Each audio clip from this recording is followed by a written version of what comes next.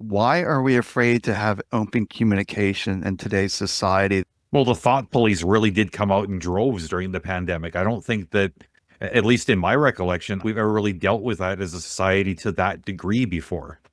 Right. I feel like we're being force fed from a diarrhea dispenser. I mean, like, there's no good information unless you're willing to pick the sweet corn out of the turds. I see the news as it's as much of a source of information as professional wrestling is a legitimate competitive sport.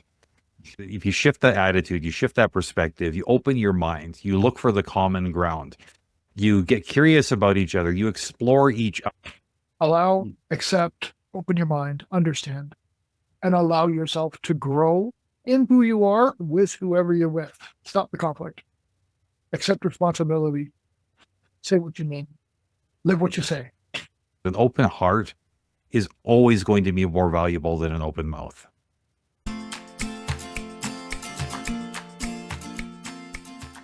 Hey everyone, thanks for tuning in to the Vibrant Soul Society, The Conversations. I'm your host, Baba Sam, the Miracle Man. The goal of this show, our mission is to see that we are greater than our thoughts, our beliefs, our labels, whatever we wish to call it, and beyond all this mental stuff is our vibrant soul. So today we're just going to talk about open communication, how we're afraid to speak our mind, being honest. So today's really about an honest communication about topics that we normally don't discuss on this show. So I was really looking forward to this episode as I appeared on AC Jason, the Dyce Man show. So we figured we would talk about like taboo topics that we normally don't talk about in society because we're afraid to say the wrong things to offend people. So let's just dive into the conversation here. So welcome to AC and Dyce. Thank you for having us. So who is Dyce? Dyce, Jason is a life coach, podcaster, background in psychology, writing, calligraphy, someone who goes along the journey believing the journey is more important than the destination. Yeah, I love that. Journey is more important than the destination. We'll definitely dive into that today. So then welcome to AC. Who is AC? See, I'm never exactly sure how to answer a simple question like that. Like, do I go for the intro that makes me sound like a narcissist who's just super into myself? Do I go for something flowery and with mass appeal? Do I go with the fully scripted intro or what? And I spent a bit of time thinking about that. I mean, normally when I come on a podcast, this isn't something I would spend so much time building up towards. But here, it's just like we're shifting gears in a really, really wild way here today. So I'm going to just highlight some of the biographical details. The listeners can do whatever they want with that. I don't really care. I primarily am a podcast host and producer. I spend most of my time exploring relationships, primarily platonic relationships, personal growth, and self-discovery in my work. I've got a multicultural background. I'm a biracial person of color. That's gone a long way in shaping how I see the world. And there's been a lot of challenges as a result of the color of my skin that has taught me a lot about resilience. When I'm not guesting on your podcast, I'm hosting 3 of my own, one of which is with Jason, the Dice Man Moore. I like playing guitar. I meditate. I volunteer at a Unitarian church. And I just like to look for ways to make life better for the people that I interact with. And he's humble. He's humble and concise. That's great. So we'll just begin today with something easy. I don't know who wants to jump into this. Why are we afraid to have open communication in today's society that we're wrapped up in judgment to be right as opposed to being curious? So why are we afraid of open communication? So who wants to start that, Dyce or AC? I'll start. No, I think society has conditioned us to worry too much about the reactions of other people. I think Jason and I were both in a minority group where we've taken the approach for many years that offense is taken, it's not given. That each person should be responsible for their own reactions. Ultimately, taking responsibility is more productive than assigning blame. But like I said, we're in the minority. Most people seem to think that everything is exactly opposite to the way we approach it. We got to be sensitive. We get so hung up also in who is right rather than what is right. I mean, there's so many complications that get thrown into the possibility of conversation, inject some political correctness, which I personally believe to be the largest single barrier to open and honest communication that there is done all of us as a society a great disservice. And as Jason and I share a lot of thoughts, maybe I should shut up and leave him a few things to share so I don't suck all the wind out of his sails. Our ship is now sinking. As AC just mentioned, we're very like-minded. I think the biggest barrier to open communication is civil interjection. People are so worried about being judged, so worried about not being able to have an honest opinion because somebody's going to get hurt by it. Somebody's going to take offense. Somebody's going to call the cops because they didn't like what they said, cause a problem. We've been so conditioned to make issues out of something that's really none of our business. People are worried about having open and honest communication. Yeah, that's a real good point. And I think this is really important that someone's going to be hurt. And we can see specific examples within the COVID lockdown. People were hurt because there was no open communication. It was this political correctness that we are the government, we are correct, listen to what we say, believe what we say, and this is best for you. And a lot of people did get hurt because the government all came out. You look in the beginning, get the vaccine and you won't get COVID. Get the vaccine, you get a host of other issues that was never communicated. So it's really powerful, Dyce, that we have to realize, someone's going to be hurt if we're too contained within our own political correctness, that we're afraid to offend someone saying, this isn't correct. So how did you see COVID? I saw it as a 50-50 mix. If people did just listen in the beginning, then things would have been shortened. It would have been such a long period of disarray of whether you should stay in or shouldn't stay in. But on the flip side of that, it's also the point that if the government listened to the people and what we wanted, then, we also could have worked more hand in hand, keeping it short, but doing what people wanted. Of course, you have outliers, people who are extremists, no, and extremists, yes, whether or not you need the shot. But that's personal opinion. If you don't want to take the shot, then the reality is you shouldn't be forced to take it. That's infringing on somebody's right to choose. See, this is kind of interesting because I am one of those extremists. And if I had been able to choose for everybody, I would have made sure everybody had the damn vaccine because I wanted to get back to real life. And I saw the spread of this virus to be like unnecessarily aggressive. And it was interesting because I think all of us what united all of us was a shared concern for the greater good. But I think what separated us was the ways that we saw that playing out. Like I saw the greater good playing out or being best served by everybody getting vaccinated. Other people saw the greater good, the opposite of that. There's a lot of people in the middle. It's like, well, I think the greater good is let's have some conversation and figure things out. So as much as I believe that we should engage each other, I have to admit I'm guilty of digging in and shutting off my perception to others as well at times. Yeah, because some of the data coming out now with the vaccine shot shows how bad it is for us because there's all this research now that wasn't done at the time, that maybe there was too much haste to get it out there, say, hey, because that's what I saw between all these medical universities. There's no discussions amongst them that we saw, like, what is the best course of action? And it really shut us down. That's how I personally see it, that we had to take that personal responsibility, saying, but it was really forced us. And in New York City, you really had to get the vaccine or you couldn't live. You couldn't go any place. You couldn't do anything. It was like, you're almost like a victim. You had to get the shot. You had to have this card to prove that. But at what cost? We don't really have those discussions today. What was the cost of not having that say what was best for us? Just my opinion, sorry for cutting you off. But the big thing was there was discussion about it, but people weren't included. Therefore, nobody knew what was going on. The higher ups, all the governmental agencies, everywhere up, they were communicating, but there was no inclusivity. How do you come to a societal understanding if nobody's given the information to understand?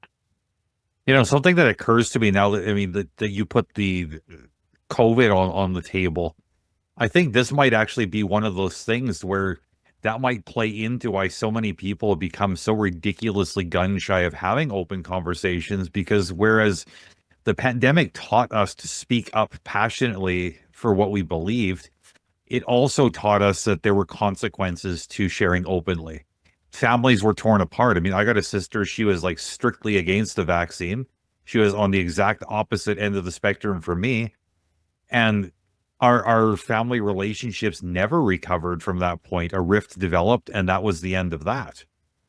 Yeah, it's an important point that it really shut down and divided. And I think it really made a, because people were saying things about COVID and they were banned from social media. Like, Right. no, people were afraid to speak openly after that. It's like, I need to mind my words or they're going to shut me down. I'm going to lose contact with the world.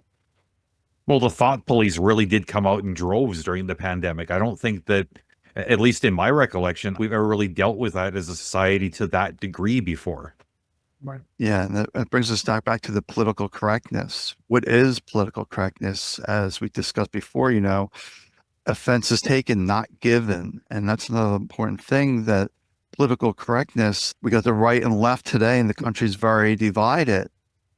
But there's no curiosity there, like why you have this opinion. It's all this judgmental place that we're getting into. So possibly that COVID made this worse, that our judgments aren't as important, or if we say what's on our mind, then we're shutting ourselves down. No, we had a varied amount of shutdown. Like, you had people who were anti-vaccine that were out there protesting and had their signs out and fighting for their rights. But you had people who agreed with the shot, but they shut down. They didn't go out and do the signs. They shut down. They weren't out there fighting for the rights like the people who were against it. So you had the very, very divided populace. Doesn't matter where you were. Doesn't matter if you're in the States, Uganda, Canada, whatever. The populations were 100% divided. Either you shut down or you're out there picketing and fighting for your rights. There was no in between, none at all. Because again, the information wasn't there for us to make a proper, accurate opinion on. And I'm glad, Sam, that you brought up the curiosity element, because, I mean, whatever the communication was or wasn't between the government and the populace, I think as people on the ground, had we been a little bit more open-minded, a little bit more curious about each other, maybe the experience wouldn't have been so hostile in the way it divided us. Like, I've gone on record many times as saying that I believe that all of us have more in common than we have in conflict. The challenge at times could be trying to determine where that common ground lies. Like, I had a conversation with somebody shortly after the January 6th insurrection several years ago. And as a liberal, he was looking at conservatives and thinking, well, how do I get along with people that are trying to destroy the country that I love? And he was asking a genuine question. It wasn't a rhetorical one. And my response to him, I think, caught him off guard. I said, you need to look at their motivations. Ultimately, these are people that want to be happy, healthy, well-adjusted, just like you. They see different threats to that pursuit. They see different obstacles, and they also see different solutions to achieving these goals. But underneath, like, wherever you've landed, you're all motivated by the same things.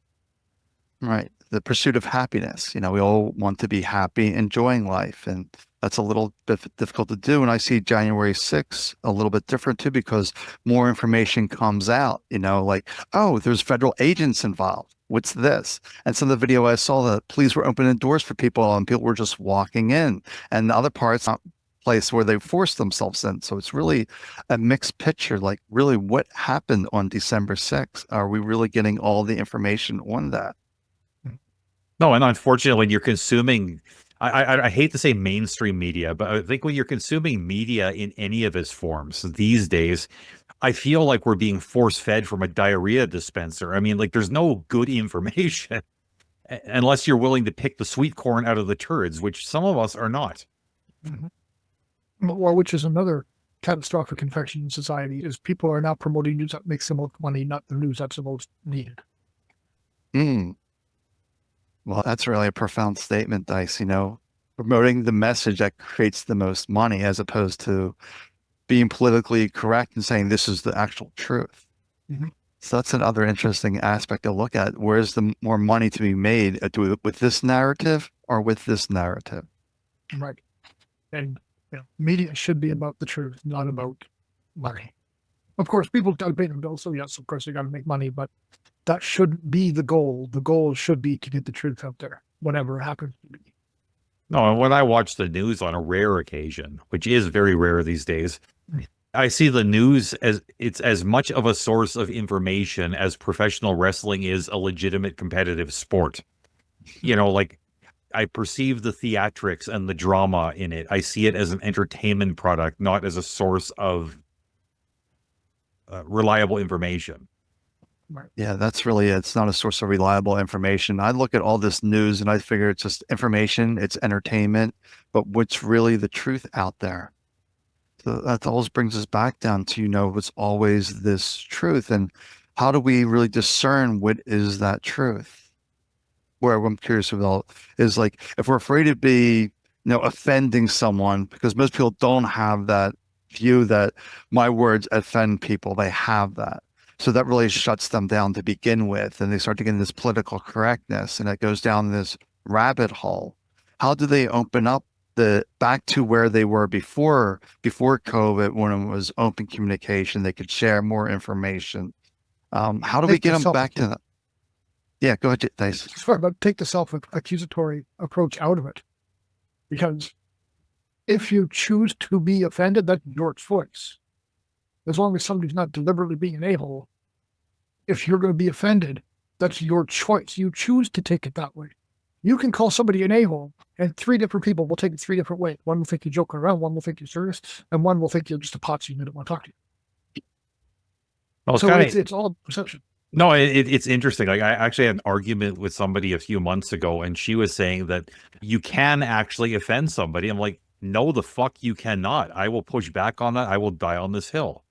And the example I used was, like, if you come to me today and you use one specific insult and it doesn't bother me, you can come to me tomorrow, same thing, it doesn't bother me. If on day 3 I flip my shit, what's changed? Your approach has been the same. Your words have been the same. My reaction is different because offense is taken. It's not given.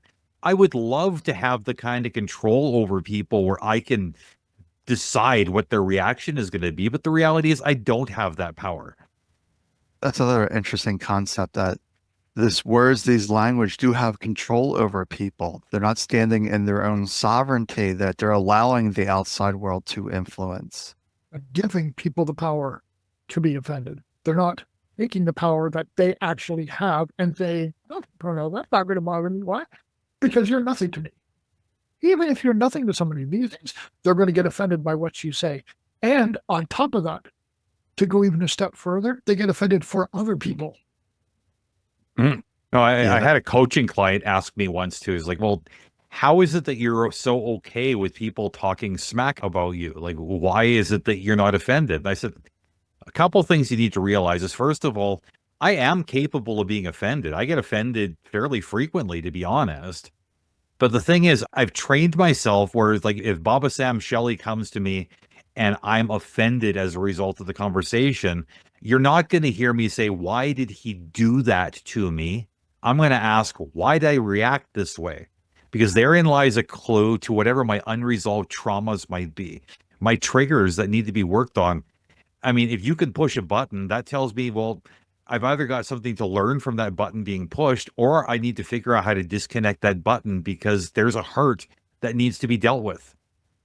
Yeah, And absolutely. it might be a momentary thing. It might be you're in a happy mood because you just got hit by a car because you were a dumbass, you were jaywalking. And all of a sudden somebody says something that bothers you because you're allowed to be sensitive and you're allowing yourself to be sensitive in that moment. So it bothers you. It may be trauma related, like AC just alluded to. You don't know, but the point is to take it, look inward, and say, where am I? Well, I don't know about the two of you, but being hungry has caused me to be reactive more often than other people's words have. Yeah, absolutely. Some of this reactionary type behavior comes from because we're too locked up in the mind, this story, and we're not really here in this moment. We're in the narrative of this moment and not really present to this moment. That's another big factor that I see, that people are in victim mode. Yeah, I love the way you put that. Victim mode. Most people in society are in victim mode. Like, I have these diseases, somebody's doing this to me. It's always people are doing things to them, or life is happening to them. And no, be here.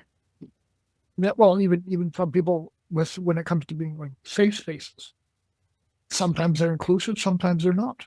If they're not, there's probably a reason. If it bothers you, look inside and figure out what that reason is. Don't go and say, well, you're not letting me in, therefore you're doing this. I'm offended because of blah, blah, blah. Stop. Check yourself. Look at the situation. Write your head before it's said. I can live with the fact that I don't belong everywhere. I mean, I'm not going to scream sexism if I can't go work out at a ladies' gym, like I'm not entitled to be everywhere. And to take it a step further, I'm not even entitled to feel wonderful all the time. Sometimes feeling the sting of life is a good thing. It can be a growing experience, and it frames the good moments when you know how to experience the bad. If it's good all the time, well, then I'm sorry, you're living the most neutral, boring, generic, pointless sub-existence that I could even imagine. I'd rather have the ups and downs. I'd rather have inclusivity versus alienation. I'd rather just experience the whole mosaic of life. And if everything's just given to you, that's when you become entitled. Yeah, there's a lot of entitlement in this society. We believe we should be included in all things, and we really get into this with the sexism and the transgenders, and well, these days there's a lot of persons in entitlement, not the other way around. There's not entitlement in our society these days. There's so much entitlement that there is a little bit of society in our entitlement. It just creates more and more issues, with this transgender. What do we do about that? That people think that they should be a different sex than they are. Is this a choice, or is it more of a mental illness? That's their choice. It has nothing to do with me. I have my choices. They have their choices. If somebody feels that they're a woman and they were born with a penis, that's their choice. It's not for me to comment on. I don't care what your gender is. I care what your name is and if we're getting along. Yeah, it's like I don't know to what degree choice is involved. I'm not educated or informed enough to make that determination, but I'll share Jason's position in the sense that however you want to present yourself to me, as long as you're not being an asshole about it, we're likely to get along.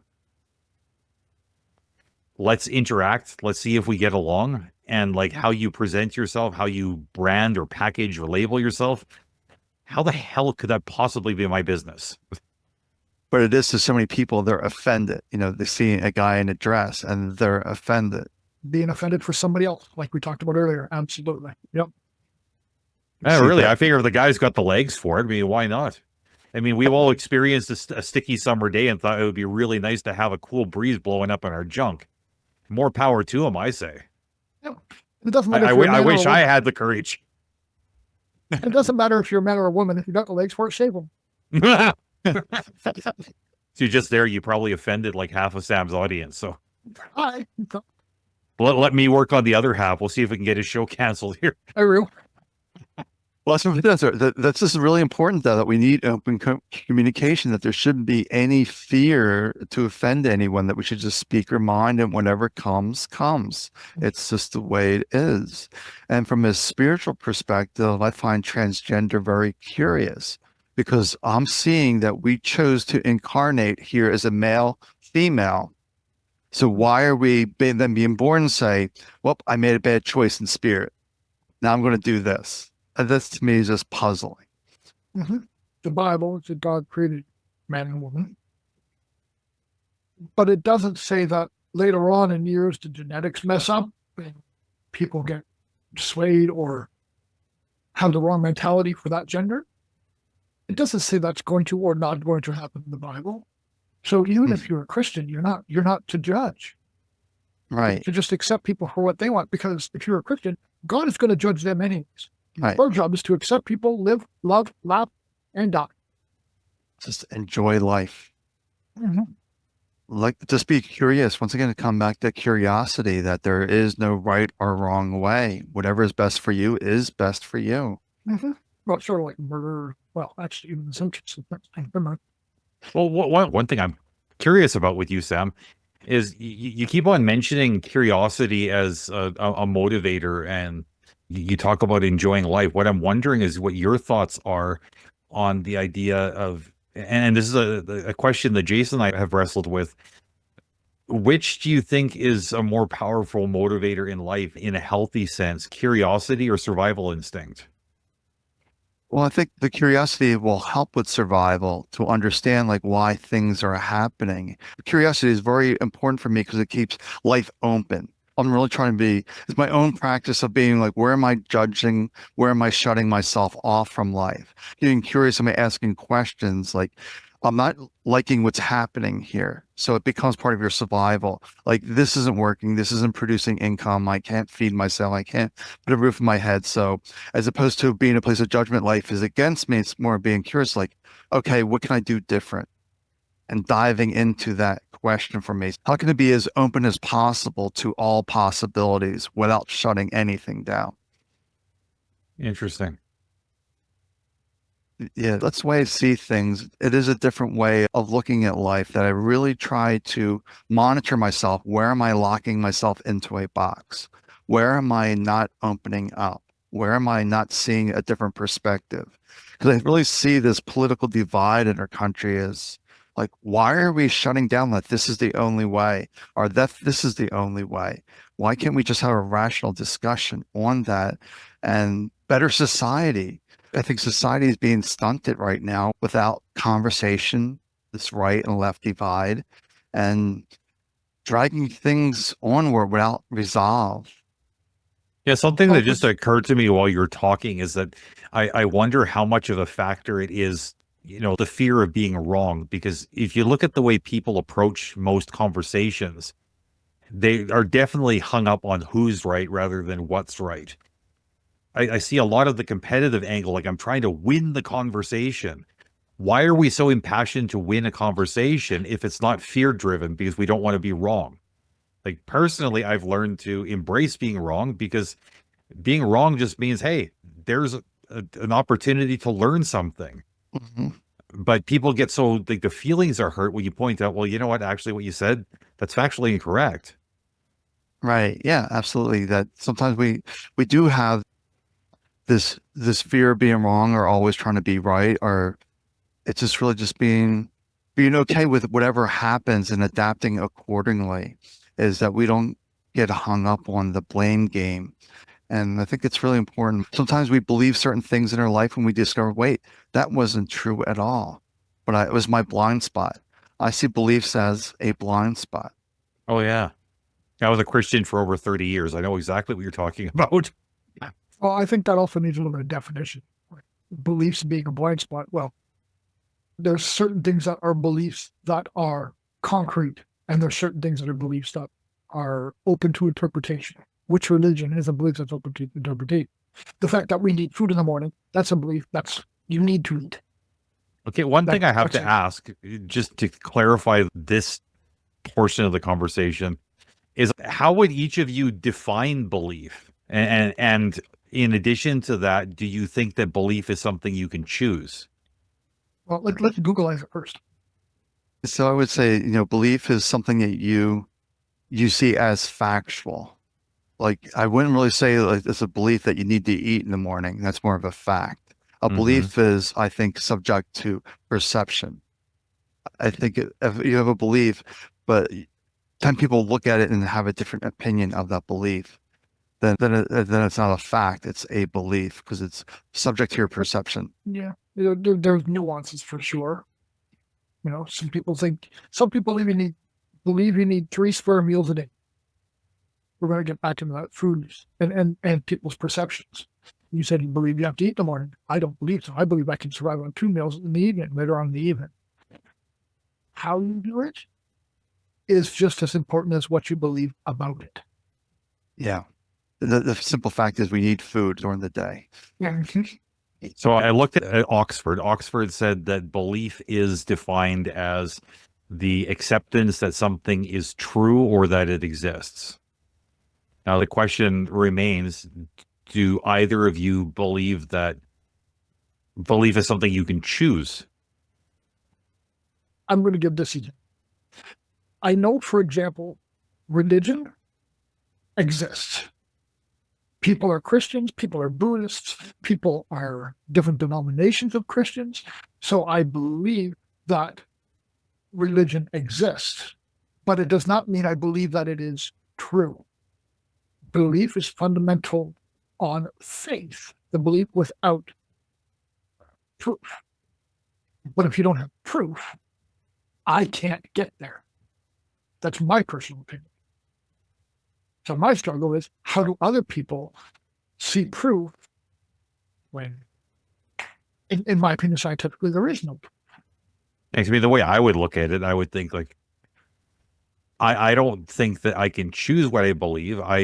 My personal opinion is that I'm either going to be convinced of an idea or I'm not. If I'm convinced, I accept it to be true.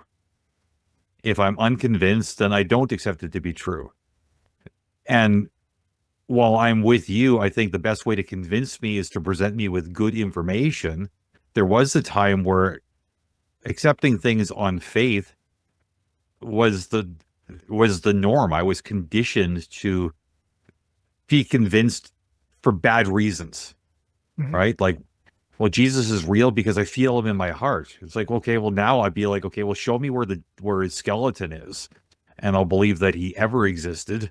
If you want me to believe he came back from the life, well, or came back from death, I don't know what the evidence of that would look like. It would have to be pretty monumental to convince me. But either way, I don't think I could choose the belief. I don't know where you land, Sam. Yeah, so what I see, can we really choose our beliefs? And it really comes down to our programming. We're believing something based on our program, some kind of nugget that was planted in our brain from upbringing, growing up. And so if you were programmed, conditioned this way, the belief might not be a choice. If you really have strong programming that I have to follow this, I have to do this, and you have a certain belief structure in place from condition and programming. But then as you grow up and you get older and you start to develop your own opinions, your own way forward, then I think you can choose your beliefs. But until you get to a certain point in your life where you can start to examine your own thought processes, your own ways of being, then from there you can be free or liberated from the mind and our conditioned responses and programming. I think it's a hard thing too. I mean, going back to this idea of how we dig into our own sides of the conversations, if the three of us are each convinced of three different ideas that are in conflict with each other, I think each of us, it would be fair to say we believe we're convinced for good reasons. We're going to make these impassioned pleas under normal circumstances for our case and to be heard. And if we feel unheard, or if we feel that we're not convincing each other, there's a strong tendency within our society for the claws to come out. And I'm wondering, like, how do we counteract that when, like you say, Sam, it comes down to conditioning. We didn't ask to be of this mindset, but here we are at odds with each other as a result of it. Yeah, exactly. And what was coming to me, this was really that's part of the spiritual awakening process, is to be liberated from these conditions, from the programming, whatever it may be, till you can stand back and be the neutral observer and say, well, that's interesting. What resonates with me? And that resonates with you is a personal thing. Beliefs and whatever resonates with you is fine. There's no right way. And some of us also go through life open to having our minds changed. I don't walk around thinking I'm a Christian. I don't walk around thinking I'm an atheist. I walk around thinking, right now, I don't believe in God. For good reason, in my opinion. If somebody were to come to me and somehow present information that is factually tangible, and it's something I could work with, then it's something that I would be open-minded enough to consider. Now, right now, I don't believe there's a God, but I'm not closed off enough to think that there's nothing out there, or there is something out there. Right now I'm in the moment, okay, yes, I believe in aliens. I do believe that there's something else out there. But that's, again, with an open-minded skepticism, because if somebody comes up and shows me information that contrasts to what I currently believe, then I am as much open and running with that. I don't believe I will, for the rest of my life, be in this one belief system we're in right now, because if I'm not open-minded enough to change it, how am I open-minded enough to change who I am? Right. That's another strong possibility too. Without changing our beliefs, there is no growth. We're not exploring. We're just locked into one way of being. So there is no growth, and we are here to grow. And God is a very interesting concept that, I don't believe that there's just like a figurehead outside above us. I really see God as consciousness, spirit, and we're all part of this one energy. That's the way I see it. It's more like an energy that's all within us is that same energy. I don't see anybody like in a white beard, looking like Zeus outside of me, making judgment over all things. But a lot of people do believe that. And watching you masturbate. Not all of us want to see that, but again, that's choice, right? That was totally unnecessary. I apologize. But we have to realize that there's no one above us judging or condemning us. That's the way I see it. You've never met my wife. Yeah, that's exactly our conversation. There are people out there who think they're higher than us, that are judging us, that are influencing what or tried to influence or thinking what we see and what we're doing, why we're doing it, how we're doing it. So we're impacted by this in everything we do, between advertisement, between TV shows. The power comes from knowing the difference and allowing yourself the opportunity to grow and see through the facade. Yeah, that's really the facade, the false images that we have out there. And there are billions of people that see God as external. And that does dictate their life, because I see a lot of posts, and we all see this, that they all fear God. Why is this? Now, what's the worst case scenario? Let's just go on this hypothetical journey that God exists, and so does the devil. And the reality is, if God exists, why would you fear him? If he's going to send you to hell seems like a lot more fun anyways. So realistically speaking, like, what is there to fear? If you're going to hell, you're going to hell. If you're going to heaven, you're going to heaven. Why fear what is, I guess, an inevitability? I find the way you two are approaching this conversation, because like you're talking about God versus no God, and I'm thinking, which God are we talking about? Like, because if people is like, well, do you believe in God? I'm like, I don't know. Which one? Could you describe what you're talking about? Yeah, I'm generalizing. Because I mean, some people say, well, I equate God to like, existence, the universe. Like, okay, well, that to me is just a difference in labeling. The concept I agree with. I believe in that. But like you say, Sam, I mean, if you're talking about some like white judgmental wizard living in the sky, I can't subscribe to that at all. But a lot of people do subscribe to some kind of figurehead above them looking down upon them. Yeah. Well, I was one of those people for a lot of years. So like, I understand the mindset to some degree, but I'm so far removed from it now. I'm really torn. But what really drives me is as much as I had a bad experience for all those years in religion, I find that the most interesting conversations I have when I get into questions of what other people believe and why. It's like I love talking about religion. I'm always curious about other people's religious or spiritual experiences, which some people find strange, but yeah, I think religion has a purpose. Everything has a purpose to some degree. For some people, it might provide them hope, inspiration on how to live their life a certain way. They might subscribe to that. And there are some good tenets in there, I should not kill, and some other things that are useful, some moral rights. But most people don't even know who wrote the Bible and the story behind the Bible. But one thing that is true, whether it was inspired by God or not, it's written by human beings, and human beings are fallible. Absolutely. Yeah. Right there. Yeah. Right. I don't see the Bible as the word of God, because it was coming through human hands. Mm-hmm. So it all comes down to this soup of energy or consciousness, whatever we wish to call it. And it's interesting how the universe is built, the body is built, like how all this came to be. And That's one thing we'll never be able to answer is the origin. Like, where did this energy come from? How did all this stuff come to be?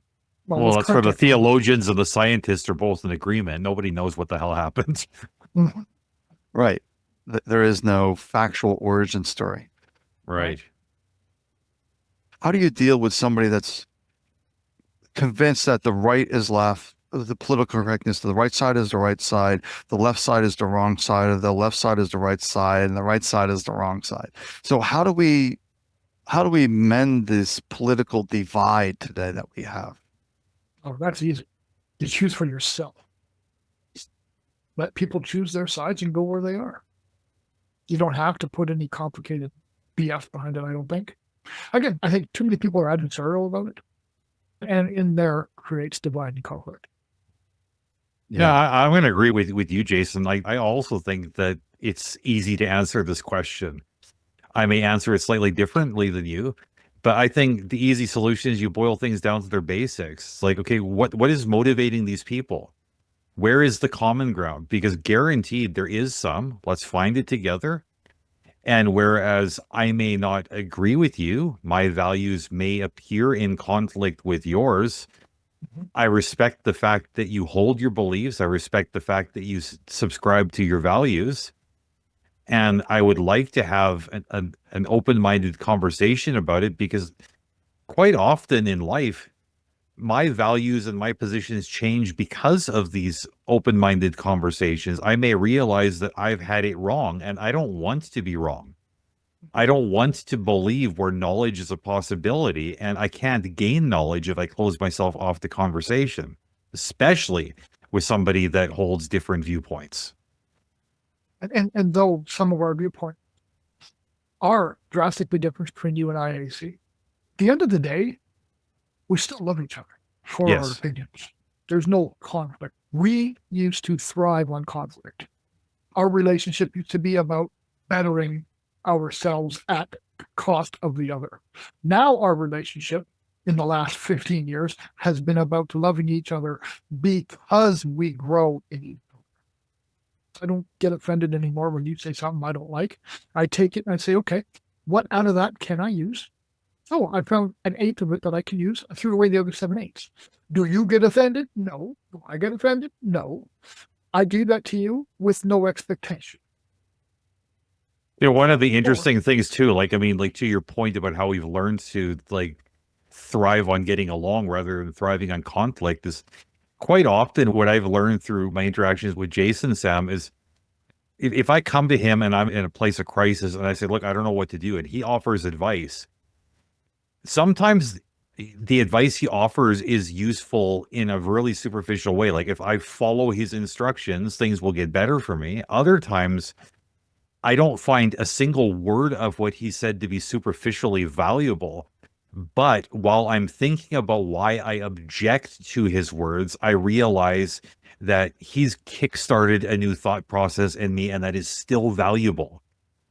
Yeah, that's really an important point that a lot of people don't have that ability to kickstart a new thought process, a new way of looking at things. And I think a lot of people are closed-minded. They can't look at things differently. Because I see this all the time. There's this Facebook group that I see for migraine sufferers with 80,000 people, and they're all locked in this one way of being. I can't go in there and say, why are you still living with this? Can you see that there's a different way to live without this? And yeah, sorry. And unlike those people that are closing the box, we don't go in with expectations.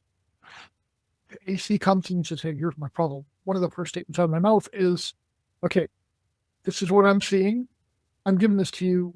Do what you need with it. If you need nothing out of it, throw it away. If you need half of it, a quarter of it, eighth of it, a 16th of it, whatever, use it, run. I am not going to be offended. Do what you need. What can I do for you? What do you need? That's a great way to approach to it. No expectations, just give advice, and they take it or leave it. Any element of it doesn't matter to you. Yeah, why are you asking for advice? Why didn't you use it? That frame of mind is probably the most categorically decentralization of common thought, because it throws everything off of kilter. No, give it, walk away. Once you give something to somebody, it's no longer yours. So if I take my Dukes of Hazzard generally off my shelf and I give it to AC and he smashes it, I have no right to be hurt that he smashed it because it's not mine. I didn't give it to him to do the same thing I do, put it on a shelf and keep it straight. He did it. I give it to him freely. So if you're going to give somebody advice, give it freely. If you're going to give somebody an object, give it freely. If your child smashes his toy 2 days after Christmas, don't get mad at him. It's his. It's not yours anymore. It's his. Do what? Pick it up and throw it in the garbage and teach him a lesson. Or take the time, do something constructive together, and put it back together. Look, conflict avoided. Imagine that. Yeah, because I see that all the time. People ask for advice and they don't like the advice. They get offended by it. People say, I have this problem in life. Well, are you doing this, that, and the other thing? And they're like, no. That's where you cause the problem, because you asked them a question. If they're asking you for advice, give them the advice and walk away. Don't ask a question. They've already presented to you what they want advice on. Right. Here's my advice, walk away. I don't need any more questions. You asked me that specific question, there's the advice. But there's been a few times where people have come to me and asking for advice, and I'll stop them and I'll say, okay, are you asking for advice or are you looking for validation? I can offer either. I just need to know what the situation is designed around. Yep. Two people want validation. They want confirmation that they're right. And Jason, I got to talk him up a little bit as a coach, because I mean, while we both do like personal coaching, I think our approaches can be quite different at times. And when I've come to him at times and said, look, like I've got this thing going on and I'm feeling really bothered, he'll say, okay, brother, what do you need from me? Do you need a listening ear? Do you need encouragement? Do you need a sounding board, or do you need something else? You tell me what you need, and then that's how we're going to move forward. And that clarification of terms in itself has avoided so much conflict between us over the last 15 or so years. And just a simple shift, like, okay, what is the intent of this conversation? Because if I come to him and I'm looking for validation, and he puts on his Mr. Fix-It hat, he hasn't done anything wrong. I haven't done anything wrong, but yet the situation has exploded nonetheless. We've learned how to avoid it. And I think if he and I mean, we can be two of the most pig-headed individuals around by nature. We've learned to push past that. We're both by nature egotistical people. We both grew up fighting our way through everything. And you put two alpha personalities that like a good fight in a room with each other, chances are there's going to be conflict, and conflict was the name of the game with us for so long. But if two assholes like us can figure out how to get along, I really do have hope that society as a whole can figure out how to get their shit together and learn how to get along. How do we get along in a society that is so divided that they're not open-minded? They're stuck in judgment. Take out your ego. Well, taking out your ego is a big part, but I mean, part of it is, I think you hit the nail on the head, Sam, and you're talking about like open-mindedness. One of the best pieces of advice I've ever gotten, and not just specifically related to open-mindedness, but man, having an open mind affects so many areas of life. This piece of advice was to read something I disagree with every day.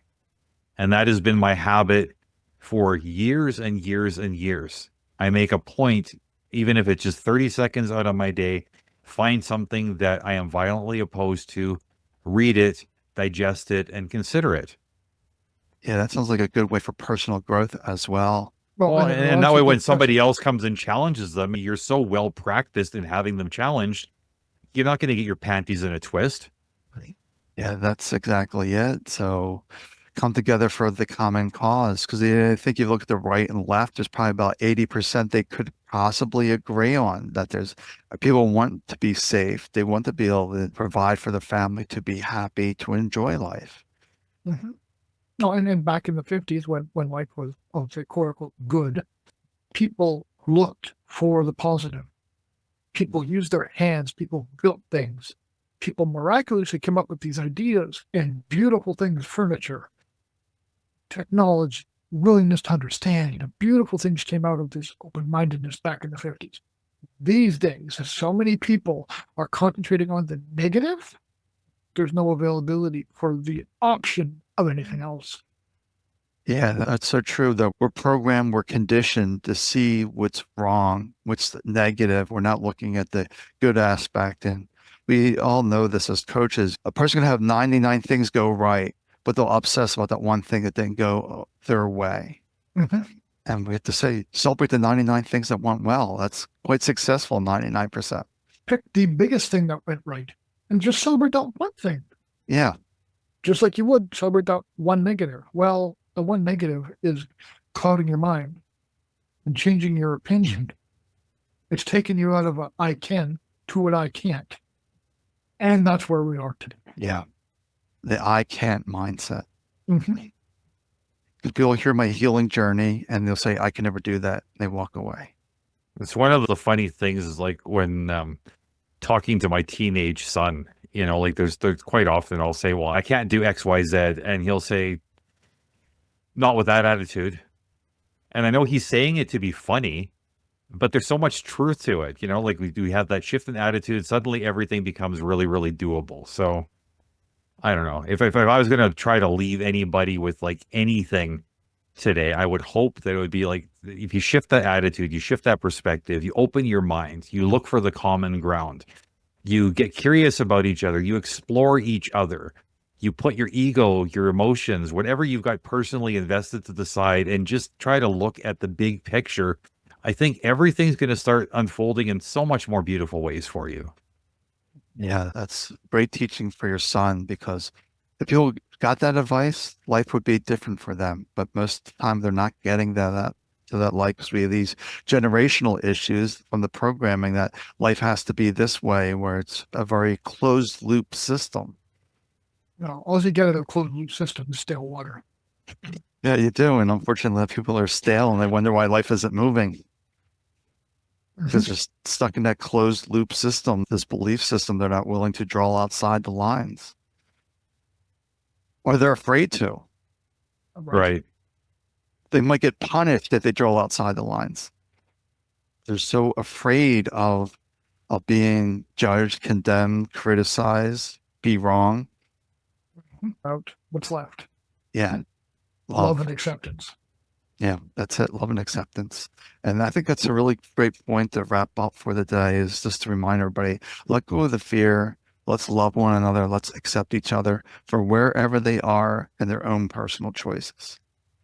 So as we wrap up here, Dyce, any last words before we part? Well, if you want to learn anything about our journey, AC and I, you can listen to the missionary position. That's where we were. Listen to In the Blood podcast. That's where we are. Years and years and years of difference in there. Grow with each other. That's what I've learned. Allow, accept, open your mind, understand, and allow yourself to grow in who you are with whoever you're with. Stop the conflict. Accept responsibility. Say what you mean. Live what you say. I'll say, like, based on my experience, I mean, I'm a Unitarian Universalist, and I'm also an atheist. People might find that at odds, but what I've learned through my time in UUism, I'll call it, is that it is possible to take a group of people that have differences in core beliefs and core values, and they can cohabitate a space and build something productive together quite easily, if that culture of curiosity and open-mindedness is cultivated.